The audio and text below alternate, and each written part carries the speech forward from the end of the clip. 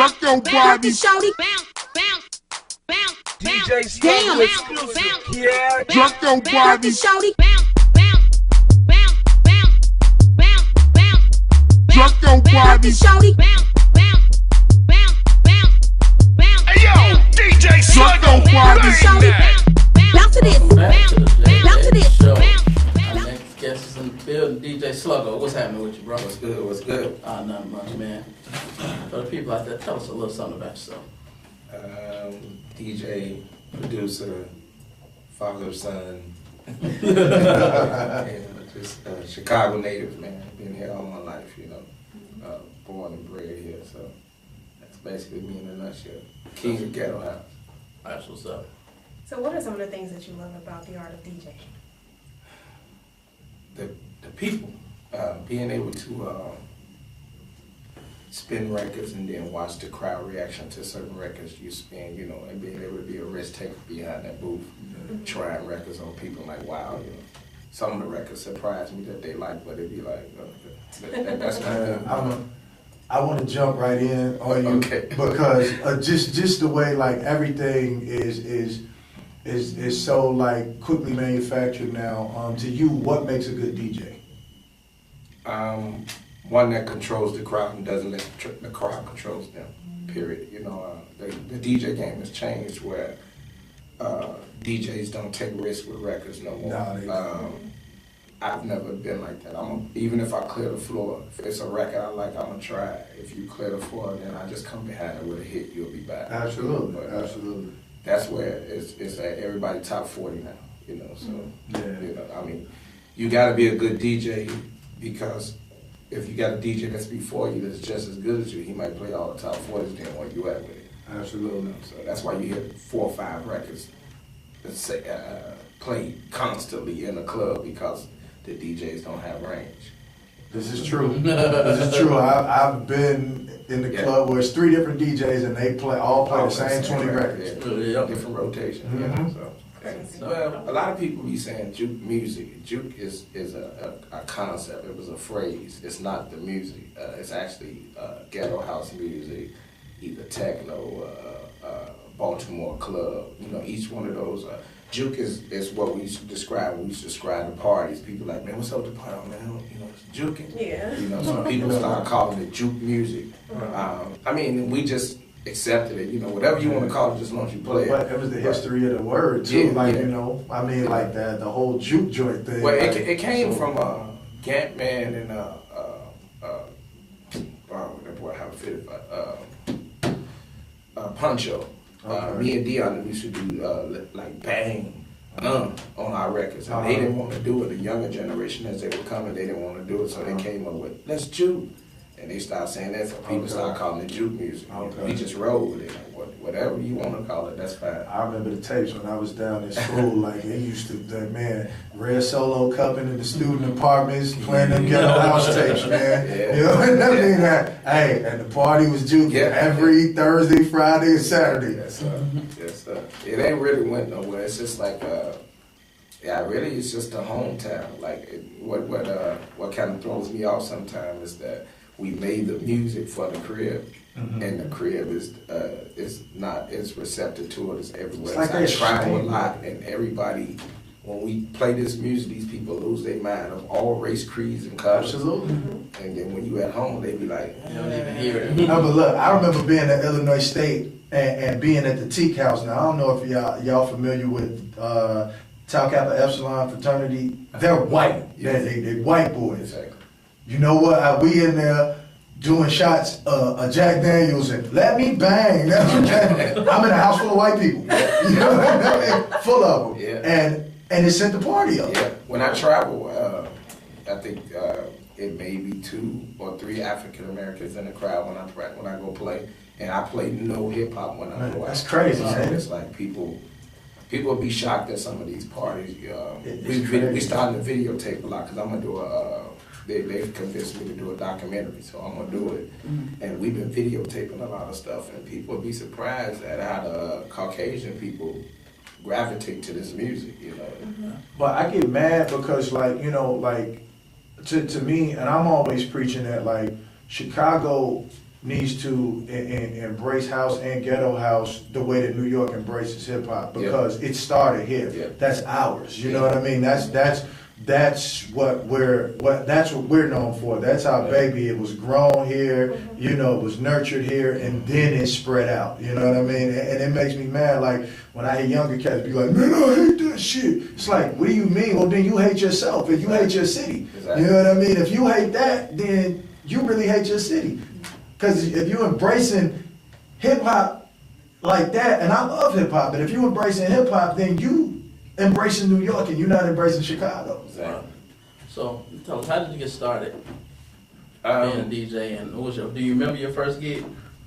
My first gig was a high school when the DJ didn't show up at our little high school dance. Yeah.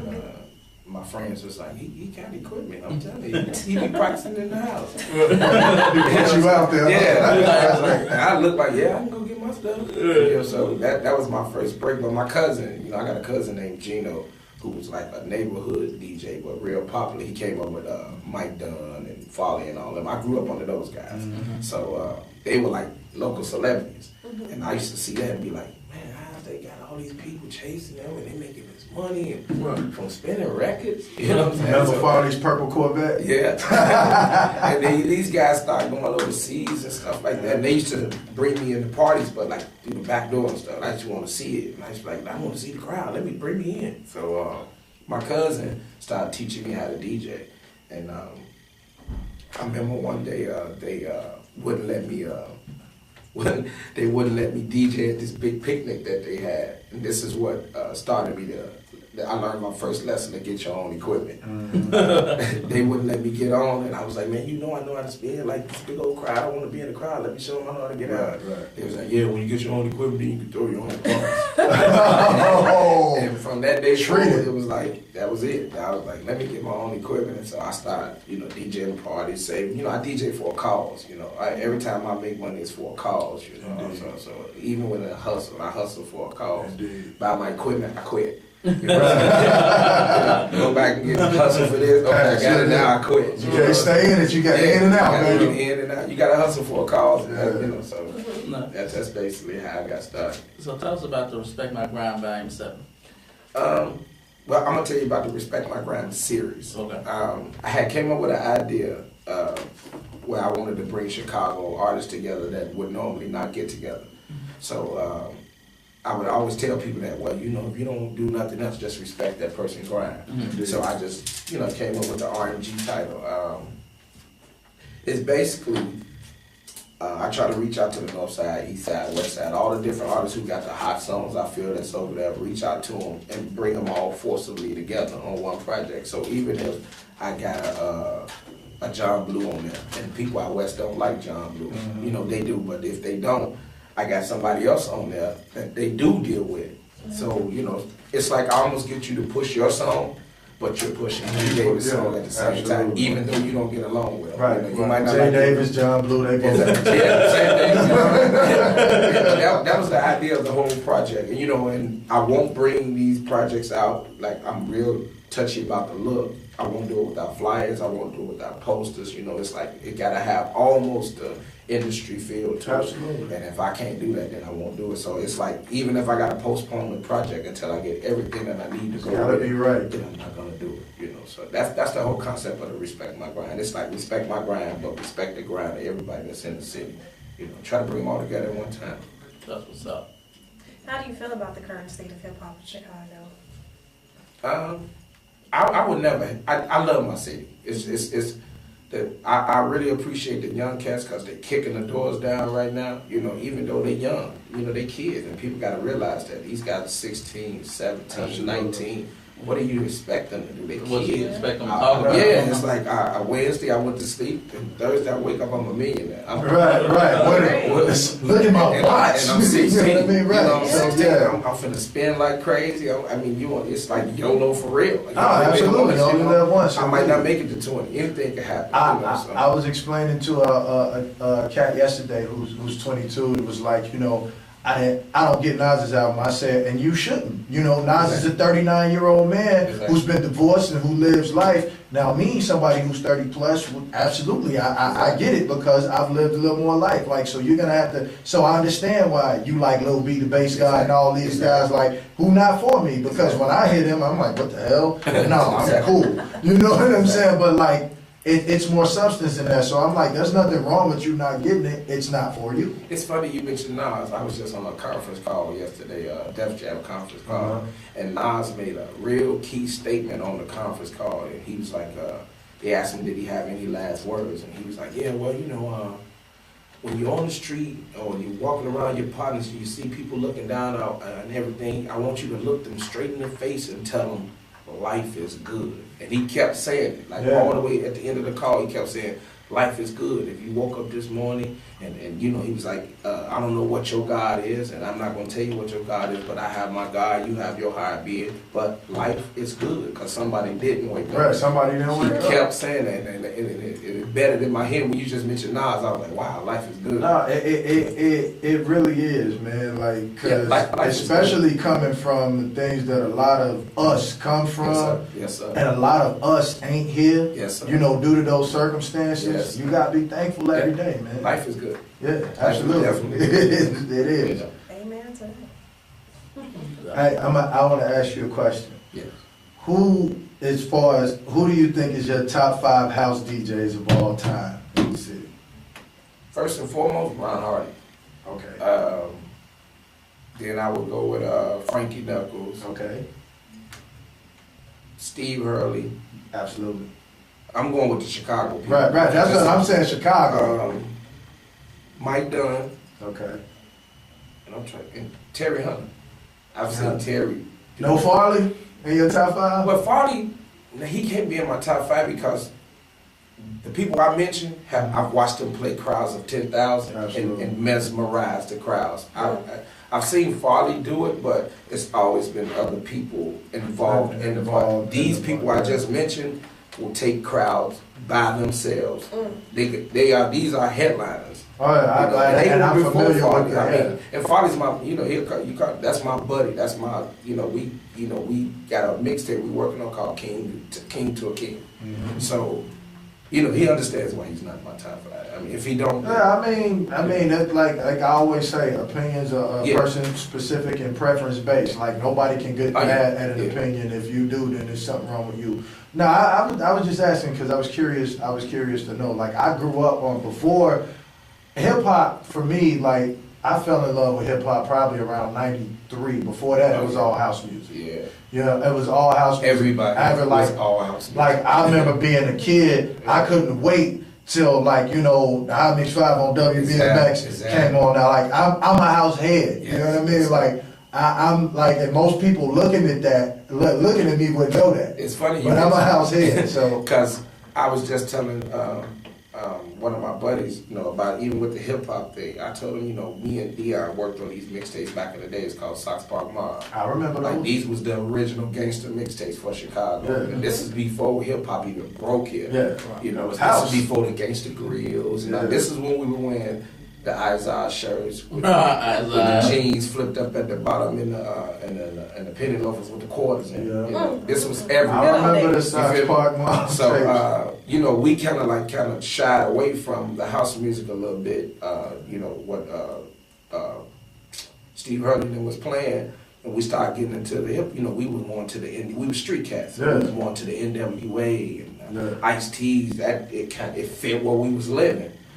But when I see people who I know came up in them days and they act like they super hip hop, I be like, come on. Dog. I know you. You know what I'm saying? I remember you. Them Sox Park Mall tapes. We used to be at Barney's on Madison over there every weekend. You know what I'm talking about. I know exactly what you're talking about. I'm a little older than I look, so I know. And you're well educated. Yes, sir. All right, so we're gonna put you on the spot. You ready? Yeah. What is the 2 questions? This is a 2-part question. Okay. Your favorite city to DJ in, and what is the craziest thing that ever happened to you at a show? Favorite city to DJ in? Yeah. LA. And what's the craziest thing that you witnessed at a DJ booth? Like some girl ran up, flash you? Oh no, the craziest thing I witnessed was in Cincinnati, and I'm never gonna forget this. Mm-hmm. The guy they gave the mic to a guy who said, "Man, look, let me host for you while you're DJing." I'm like, I'm not really into the microphone thing anyway. I talk through the tables, so I was like, okay, cool. And this white guy was like, all right, I think he wanted me to play Ass and Titties. It's a record called Ass and Titties. And he said, watch what I do when this record come on. And then he called all of the girls up to the front, everybody come up and flash DJ Slugo. And it was about 30, 40 girls came, and I was like, you got me fucking kidding. Wow. And not one African American in the crowd. No one man should have all that power. All pink nipples. Yeah, and I looked like, damn. And from that point on, I was like, well, if he can get them to do it. And so some of the shows, people got video footage of me getting wild at some of them shows. I'd get stupid and be like, I'm chubby. So I'd be like, if I ain't scared to take my shirt off, y'all shouldn't be scared to take y'all shirt off. It's hot, let's get, I take my shirt off. Women get to throw on their shirts and it'd be crazy. I knew the women in Ohio was hoes. That's why y'all wonder why LeBron left. Y'all was letting his mama bust down and not say nothing. The rave parties, man. That's the best thing ever. That's the next level. Like people, I don't knock my people at all. I love parties here and any other party I do, hip hop party, whatever. But I'm talking about these rave parties. Them people know how to party. They party. It ain't no fights, no gunplay. The worst thing you're gonna see is somebody OD and they be like, hey, if he can't handle it, don't you dare. Don't you dare mess this party up. You know what I'm saying? Slide him in the bathroom somewhere, I used to bounce at raves. I was like 20 pounds heavier, and we used to bounce. They would give me 200 a night. I would bounce at raves. Yes, sir. We were told by the owner, hey, take this motherfucking alley. Many people, we didn't know if they was gonna make it in the alley. It was like, that shit didn't happen in here. Throw some water on we called an ambulance, but not the club. They was out in the back. The police car, hey, it didn't happen in here. Guy outside throwing up. Them motherfuckers party though. Yeah, they party. I love those people. Just make sure when you get your bottle of water, anything like that, make sure it's closed. It's closed. They ain't put nothing in it because they will get you. They will be like, no, come on, we're gonna get them to roll. Oh my goodness! So what makes LA your favorite city? What made LA your favorite city? The reason I say LA is because out of all the years I've been in music, in this music game, the guys in LA, I've done records back and forth with these guys in LA, and it took some Caucasian people from LA to throw me the best birthday party I ever had. And the way they had people come out and was like, okay, we're doing DJ Slugo's birthday party in LA. So they gave me a big old rave party that we headlined for my birthday. And I was like, all these years, I'm putting all this work, and it took y'all to say thank you. But I was humble, wow. If you want to party right, party with white people. Yes. That's all I'm gonna say. I didn't know. We're gonna leave that on the floor. I did not realize the power of Jägermeister. What is it? Jäger. Yes. I did not realize that. And Jameson whiskey. That would turn you into another person. You'd be like, whoa. They would trick you under the table. Oh yeah, for sure. Yeah. And then the chicks are just free. They start to take things off, and it's awesome. Man. I'm just saying, that's what I heard. Yeah, I heard it too. I DJ and go to my hotel room. Right. So, what do you feel is true hip hop, or what are some things that you think of when you think of hip hop? I'm probably not even the person to ask that question because I don't even know the definition of true hip hop. I'm into good music, period. So it's like when people say hip hop, I hear a record that they say is hip. When I think hip hop, I'm thinking, Nas, something lyrical. People of that caliber. Exactly. That's what I think. The old Jay-Z. But the days and times of what's happening right now. No disrespect to their music. If people are buying it and there's a demand their families off of it, demand. I'm all for it. But is that hip hop? So I don't know the definition. I'm kind of baffled. I don't know the definition. I'm honestly thinking they're gonna come up with a new category eventually. They're gonna have to. They're gonna have to. You can't describe some of this music. No, this shit is different. That's what it might be called. It's not pop. This shit is different. Yes, sir. Now this shit is different category we have. I personally, I don't like that. I don't like categorizing anything. You know, just let it be what it is. What is it? It's music. It's just music. You know, and that's if you listen to some of the mixtapes I put out, it's like music, man. I don't. If you got a good record, some of the records I can't blend in with other records, so it's just like, well, hey, just listen to it. I want you to hear what I'm hearing. I think categories are more for the businesses because the businesses needed to sell it. Exactly. You know what I mean? It's not for the artists because most artists will tell you like, I want to be in a category. I'd rather just be, you know, in whatever I feel. But they need the categories because they need a demographic to pitch and sell to. Exactly. So it's more for the businesses than I think categories kind of like made music a little bit less valuable. Absolutely. You know, because you know they got people who I see doing R&B. I consider gospel. Mm-hmm. You know, like that's gospel. That's I heard some gospel. I heard some gospel. I consider R&B. Yeah. You know, so it's like and there's some stuff that they're calling R&B that ain't R&B at all. You know, so it's like then when you got people, whether you got the R&B and the rapper on the song now, and then you got the rapper with the R&B artist on the song. How do you categorize? I think they was having a difficulty categorizing Chris Brown album. Yeah, Chris Brown went everywhere. And I like that. And I love it. Like I love can't it. categorize. I tell people all the time, like man, like as far as the young artist, Chris Brown is probably one of my favorite dudes because he doesn't give a damn. Like even at this point in his career. Like most people will play it safe. He don't give a shit about taking risks. I mean, come on, he punched Rihanna in the face, so that was a risk. You know what I mean? Like, it was a bad joke. I'm sorry. It was more like it was a punch, a quick jab. A punch and a bite. She bit him. Yeah. She whooped him while he was driving the car. Hey, you bite me, I'm biting your ass. You ever been bit before, Paris? That shit hurt. People don't understand that there are no rules in fighting. No. You know, that's oh my God, he bit her. Like when my man J.R. Bell was like, dude, headbutt somebody. Hey, gotta watch for that. Hey. I mean, people have the misconception of they confuse boxing and fighting. Like they always say, well, fight fair, man. What's that called? What's that? Right. My job is we're into it. I'm trying to harm you to keep you from harming me. I will poke your ass in the eye. So I gotta do something to you to keep you down. Right. And when you go down, stay down. When you stay down, then no more harm come to you. Exactly. That's how it goes. That's a fight. Hey, that's the way I was raised. Fight, crack, kick, whatever you got, pick it up, hit him with it. Come on, oh man, he ain't fighting for me. He poked me in the eye. Hey, I won. Right, you got another one. All right, Slugo, on the spot again. Top 5 artists of all time. Hip hop artists of all time. Top 5 hip hop artists of all time. Yep. Whoa. Jay-Z. Uh-huh. Nas. Uh-huh. Believe it or not, I like CeeLo Green. CeeLo is slept on. Yeah. Andre 3000. Street Stacks. Make a fucking album, man. Yeah. I love Street Stacks. Think of who else. I still love KRS-One. Chris So it's like he's the first person to turn me into like I started liking hip hop and hearing him. When I heard the BDP, it was like wow, my philosopher, man. Records like that, man, you can still hit those in the club. You know, dude, still cocky as hell, even though he ain't in the game. He said, I don't care who you are.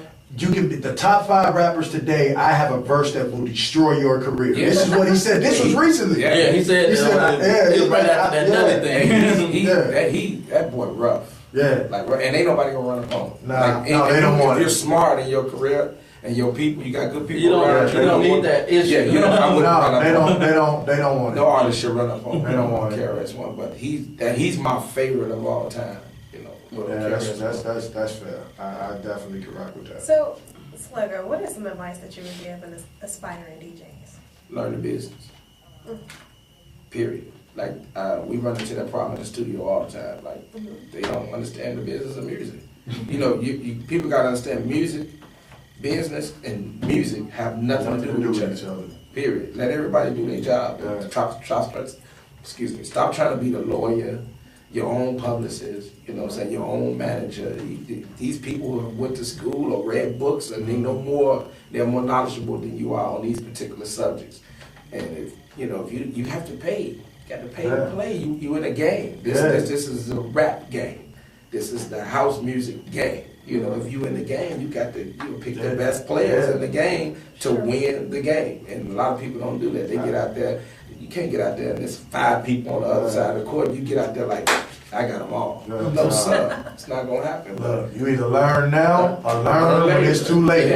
Because I know a lot of people who don't own their publishing right now for not owning. Oh, I gotta put this out. Oh my god. This is Yeah. the most fucked up thing I heard. Young Buck, they auctioned off all his shit, even his name.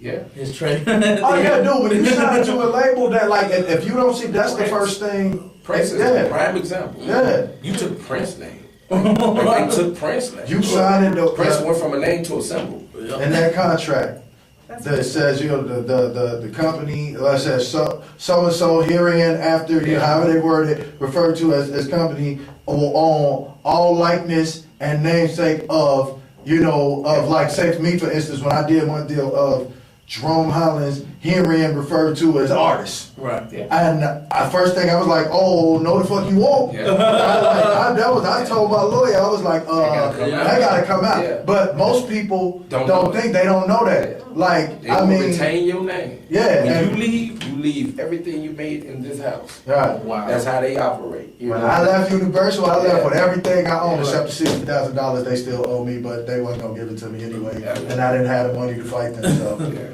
You know, it's what it is. It'll come around. I would, man. They took his name. I want to buy that name. If I come in here and I tell y'all to start calling me Young Buck, y'all know I made an investment. But like most 50 people see years that, now. yeah, and they don't know, you know what I mean? They don't really know what that means. That means like, you can only use that name as long as you're signed to them. Yeah. When you leave, that name stays there. So if they want to grab a little 12-year-old and call him Young Buck, it ain't shit you can do because they own it. You don't. Just cry and then he still got to go to jail. So that's fucked up. Yeah. But anyway, now, do you think the art of DJing is dying when people use like iPods and pre-recorded mixes and stuff like that? I think the public is killing the art of DJing. Because you'll be in the crowd partying, having a ball, and that man got an iPod up there. You ain't gonna step to him. You know, I think the promoters are part of the problem too. If you got a DJ who you just paid $400-500 to, and he comes there and he got an iPod, You got 2 iPod decks. you know, you still gonna pay him. You know, it's like Still out paying them. trust me, I know. They still are paying them. The fight that's going on right now, that's why I do other things outside of DJing. Like, if you don't have no other avenues and you just a DJ and you in Chicago, you dead. That's hell. You know what I'm saying? Wear many hats here. So it's like, you know, I blame the promoters and the public. You know what I'm saying? Like, call them out. If you got a DJ up there, he ain't rocking, man, go in the booth. Like, hey, bro. You know what I'm saying? That 2 records you just brought together, them records don't go together. You know, you guys, and women are conscious of that. Women will be like, ugh. Women, they be drinking. Women will turn around and look at the booth like, damn. I done had women look at me like, sometimes I go to a record and, you know, when you get ready to cut their favorite part out, man, women lose it. Like, wait, damn, Wayne was finna come right now. You cut out Nicki verse. Your ass can't DJ. They will go. Yeah. And they've been drinking too. Hey, I think they should let all women go to all the different clubs and check out all the DJs. And they gonna critique all of the women because they party. They party hard. Like they come. If the women ain't rocking, you done. Like they come with their girls and they just got paid. Oh yeah. And they new outfit, new kicks. Oh yeah. You Don't know, let them with that. Ask for a record and you don't have it. Right. They don't have. Yeah, you done. They gonna be like, wait, hold on, wait a minute. You don't got Rihanna's, They gonna find a promoter and shit on yeah, they you. gonna you just get somebody else. Yeah. Like, how the hell he don't got that? That record been out for a year. They'll find it. They will And find then a they'll do promoter something. and No, shit wait, on you. I got it in my phone. Can you hook it up with my phone? I do my homework. I like women to be in the studio. The reason I keep a lot of women around in the studio is because they hip to Yeah, because they'll tell you what's shitty. Y'all be in the clubs and sometimes y'all be in VIP sipping and drinking the whole time till y'all hear that record. Then y'all hit the floor. Yeah. But the other time they critiquing these records like, yeah, I know. They know the name of the record, the title, who's on the remix, all that. You know, they know what they're gonna buy it. You know, they're gonna go on iTunes and like, no, I want the nice clear version of it. Yeah, cause that's how women are. They want their own shit like us. We gonna bootleg it. We gonna dub it twice. You got that? I know you got it because they sent. I heard it on your station. Email me that. Women about women and having their own shit. Oh, that's hers. I want mine. Yeah, that's how women get down. So yeah, I went through that problem with CDs. I get one, they sitting there. I be like, you know, y'all together. So I gave her. Like that's her. She got her own car. Like that. She got her own car. I'm just kidding because she asked me to come out with them. I don't fuck with her. So you saying she cuter than us? You just gave it to her? I really only had 2 CDs. Right, that was it. That is so funny. Women, y'all different, man. You know, but I love them. You can't live with them. You can't live without them. So. Right, we're gonna make your craft better. Yeah. So how is it working with local and national artists? And do you prefer one over the other?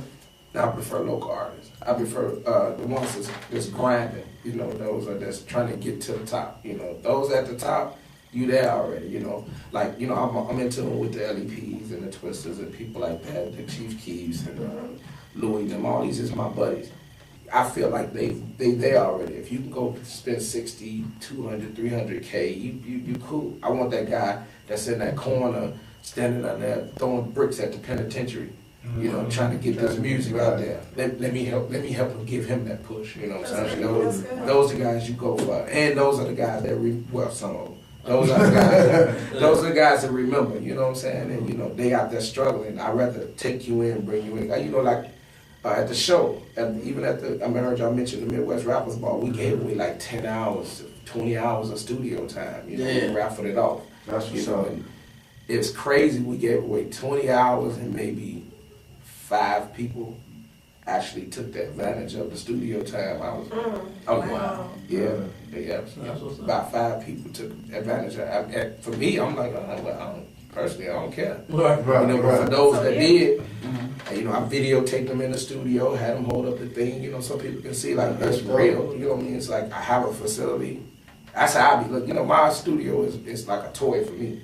It's where I do all my work and I don't have to come to your studio. Absolutely. Right. That's my whole thing. I've always wanted, you know, have my own.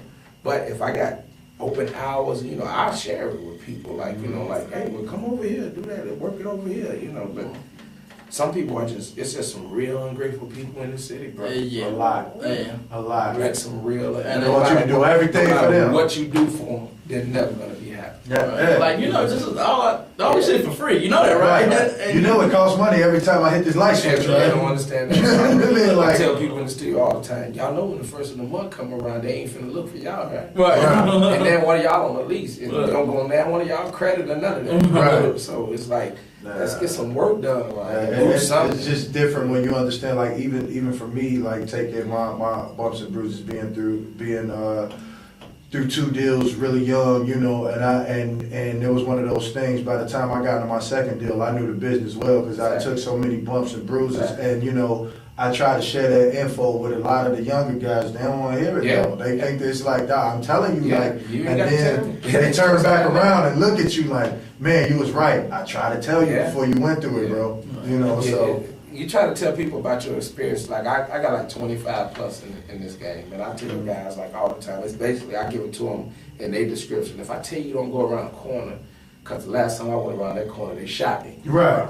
You got to talk in their language. Well, that happened to you. Well, you know, they ain't gonna do it to me. They know me, and then you go around that corner, they pop your ass. I'm gonna be the first one sitting at your hospital bed like I told you. Right. What you talking about? Yeah, they shot you twice. Though. Right. So you went around that corner, huh? So you went around that corner, huh? Yeah, you like I told you they weren't playing. Right. Yeah. Well, DJ Slugo, I definitely commend you on actually taking people beneath their wings and actually allowing them, you know, the ones that you see who are really grinding and who need the opportunity. Exactly. I definitely commend you on doing that. I mean, because when you give life, you receive life. Oh yeah. So you're definitely going to remain tremendously blessed for the things that you do. We as a people have forgot where we come from, and we forgot our bartering system. You know, African Americans have a bartering system where money was never involved, and that's what we're getting away from. They are attaining us with money. You know, I remember growing up in the Robert Taylor homes, and we got some bread. Y'all got some sugar? Right. Or y'all got some cheese? Right. And y'all, we're gonna go get a pack of hot dogs, some cheese in their house. They got some bread. baby, go see if Miss Jackson them got some mayonnaise. Right. And we all it's all on one good. porch. You know, we got 10 houses on one porch. And if y'all didn't have something, nobody on the porch gonna go without food. Absolutely. We cooking, we got a couple of wings left. Go down there and ask Miss Williams, did the kids eat? If not, we got like 20, 30 wings left, something like that. We've lost that. Yeah, and that was big. That was really big. Like, you know, we completely lost that. We lost. It's like, man, you know, if you got this, you got that, and we don't have that. Everybody is like this, that, this, and I tell people all the time. With me, like people like how much you charge with me. Ain't about the money, it's about the work and what you're going to do with it. Of course, we all want to be compensated, but at the same time, you may have a service that you can offer that I don't do. And you need me to sing on this for you, and so I'll do this for you, and you do that for me. And that's how it works. I tell like singers all the time, rappers all the time, like, okay, like, you out here doing these verses anyway. Right. How about I got this artist over here I'm working with, you come and do this verse for him, and then what do you think that's equivalent to finance wise? And you might say 300, okay, I'm gonna keep $300 worth of studio time. Right. And you know, they don't be thinking like that until you say it, they be like, yeah, all right, cool. But you just like, you supposed to be thinking like that. Don't think about the money. Like, okay, so what you want right now? Just to touch on the bartering thing, complacency with being ignorant is a problem right now. Yeah. People, it's not that people are ignorant; they're complacent with being ignorant. Well, I tell you what a record exec told me. Chicago is not the city of hate. We have honest ignorance here. Yeah. You know what I'm saying? Like some of these people just don't. They just don't know. You know, and it's like, you cannot hold somebody accountable for something that they just don't know. If it's stupidity, it's like, you can't do nothing with somebody. But they complain. But my thing, what I'm saying is that I feel like a lot of people are complacent with it. And even for me, had I not been in New York, had I not stayed in Atlanta, like and took my bumps and bruises there, where there are actually record labels and you get to learn the business, that structure is in here. Well, you know what? It's funny we're speaking of that. Like, we're doing Global Mix, August 19th. They all have events like that, and some of these cats won't even come out to it. Like, it's the 19th, August 19th. It's a shame you don't know that. August 19th. Now, I'm familiar with the event. Yeah, I'm very familiar with the event. She said August 18th. That's August 19th. But it's Global Mix, and it's like an education. You know, one of the things I told them, I'm not going to get involved with this event y'all got going on unless y'all going to have a class that will educate the artists. Now, if they come in the room, if you build the class, and then we're in agreement, I'll get involved if you build this class. Now, if they don't come in the room, then you've done what you're going to. I've done my part. If it's a room for 75 and only 10 show up, at least 10 get it. You know what I'm saying? 10 get it. Somebody one of them 10 gonna be sitting in the studio one day, and somebody finna do something. Hey, that ain't the way that's supposed to be done. You know, why y'all finna record this song no split sheet? Right. Let's do the split sheet first, because we might get amnesia later on. Those are important. I tell people, you know what? Like, look, let's do the split sheets. We record the song, keep it moving. I've said split sheets. I tell people all the time. Like, what's that? Wow. You be like, wait a minute, you record how many? Real funny. When them checks show up, hey, when them checks show up, people get different. You ain't got to tell me. They get different, man. So I didn't write that hook? No, motherfucker. You were like, by you just mentioning something in the studio, you felt like you wrote that? You know, it's like, but. All right. Oh, okay. Well, Slugo, I'm gonna thank you for coming out, bro. I really appreciate it, man. Give your Facebook, Twitter, and all that information. Mine's just simple. You don't have to go to Facebook and Twitter. You can go to my website. It's DJSlugomusic.com, and you can go to blockclubdjs.net. Shout out to all my Block Club DJs. Oh, that's what's up. Yep. Well, thank you. We got the biggest DJ crew in the city. That's what's up. Yeah. So we're gonna take a quick break. Thank you again, bro. We're gonna come back to more of the J. Davis Show. Damn. Drop your body. Shorty. DJ Slugo exclusive. Yeah. Drop your body. Shorty. Drop your body. Shorty. Hey yo, DJ Slugo, body. Bounce to this. Bounce to this. Bounce to this. I hate love songs, but I'm writing one for you. What's up? This your girl Jamisha Trice, and I'm listening to the J. Davis Show every Saturday from 2 to 4. J. Davis, you nasty.